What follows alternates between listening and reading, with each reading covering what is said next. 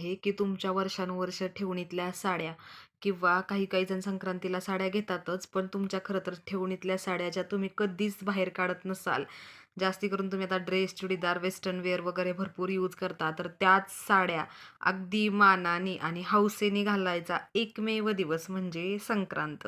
आणि तुमचे सगळे दागिने किंवा जे काही असेल, मेकअप वगैरे करायचा हक्काचा दिवस तो म्हणजे संक्रांत.